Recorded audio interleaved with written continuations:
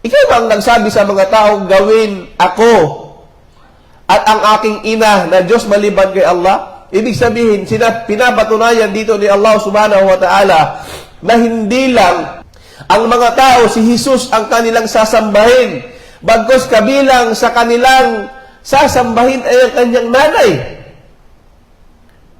na si Maryam.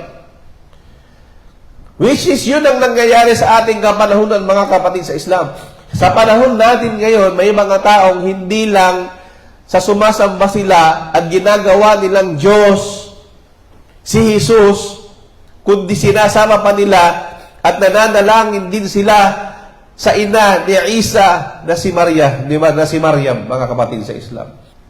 Mismo, dito sa surah na ito, sa Suratul Ma'idah, verse 116, sinabi ni Allah subhanahu wa ta'ala, Ya Isa, wa idh qala Allah ya Isa, at nung sinabi ni Allah subhanahu wa ta'ala, Ya Isa, O Jesus, aanta qulta linnas, ikaw ba ang nagsabi sa mga tao? Just imagine, mga kapatid sa Islam, itong tagpo na ito sa kabilang buhay. Nasasabihin ni Allah subhanahu wa ta'ala kay Jesus, na anak ni Maria, kay Isa ibn Maryam, O Jesus, ikaw ba ang nagsabi sa mga tao,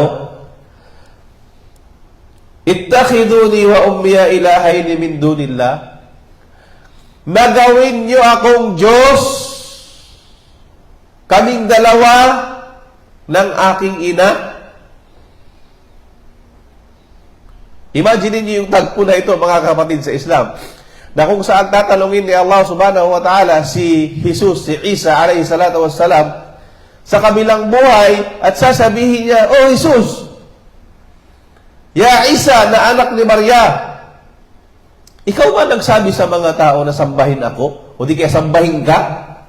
Ittakhiduni, gawin niyo akong Diyos at ang aking ina? Isipin niyo, mga kapatid sa Islam, ito ay isang matinding sitwasyon kung maiisip lamang ng mga tao na mismo si Allah subhanahu wa ta'ala tatanungin niya ang kanyang alipin, ang kanyang propeta, na ikaw bang nagsabi sa mga tao? Hindi dahil sa hindi alam ni Allah kaya sa nagtatanong. Ngunit para sa mga tao maintindihan nila na kahit si Allah subhanahu wa ta'ala nakalagay sa Quran, inilagay niya sa Quran, na ganitong klase ng tagpo sa kabilang buhay ay mangyayari dahil totoo ito, mga kapatid sa pananampalatayang Islam.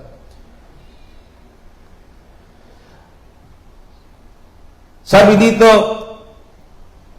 sabi ni Allah subhanahu wa ta'ala, O Isa na anak ni Maria, ikaw ba ang nagsabi sa mga tao, gawin niyo ako at ang aking ina na Diyos maliban kay Allah subhanahu wa ta'ala? Anong sabi ni Jesus Christ? Anong sabi ni Isa? Sabi niya, Qala subhanaka ma yakunu li an aqula ma laysa li bihaq. Sabi niya, papuri sa iyo, Ya Allah. Sabi ni Jesus, Subhanaka, Ya Allah. Ibig sabihin nun, Subhanaka, ma yakunu li an aqula ma laysa li bihaq. Papuri sa iyo, O Allah. Luwalhati sa iyo, O Allah. Wala akong karapatan na sabihin ang mga bagay na wala akong karapatan dito. In kuntu qultuhu faqad alimt. Kapag sinabi ko naman yun, ay tunay na alam mo, Ya Allah. Sinasabi ni Isa ibn Maryam. Kung sinabi ko man yun sa mga tao, Ya Allah, alam mo yun. Ta'lamu ma fi nafsi wa la a'lamu ma fi nafsik. Alam mo kung ano ang meron sa akin at hindi ko alam kung anong meron sa iyo, Ya Allah. Sinasabi ni Isa ibn Maryam. Innaka anta allamul ghuyub. Tunay na ikaw ang nakababatid sa mga ghuyub, ya ghaib, yung mga unseen, yung mga hindi nakikita, mga kapatid sa Islam. Kung baga, sa tagpong ito, kung ating magmumuni-munihan, mga kapatid sa Islam, natanungin siya ni Allah, ikaw ba nagsabing, sambahin ako, gawin akong Diyos? At hindi lang yun. isinama pa sa pagtatanong ni Allah subhanahu wa ta'ala yung kanyang ina na sinabi, ikaw ba ang nagsabi sa mga taong gawin ako at ang aking ina na Diyos maliban kay Allah? Ibig sabihin, pinapatunayan dito ni Allah subhanahu wa ta'ala na hindi lang ang mga tao, si Jesus ang kanilang sasambahin, bagkus kabilang sa kanilang sasambahin ay ang kanyang nanay, na si Maryam. Which is yun ang nangyayari sa ating kapanahunan, mga kapatid sa Islam. Sa panahon natin ngayon, may mga taong hindi lang sa sumasamba sila at ginagawa nilang Diyos si Jesus, kundi sinasama pa nila at nananalangin din sila sa ina ni Isa na si Maria, di ba? Na si Maryam, mga kapatid sa Islam. Malinaw pa sa sikat ng araw, itinanggi ito ni Propeta Isa. Sabi niya, hindi ko sinabi yan, Ya Allah.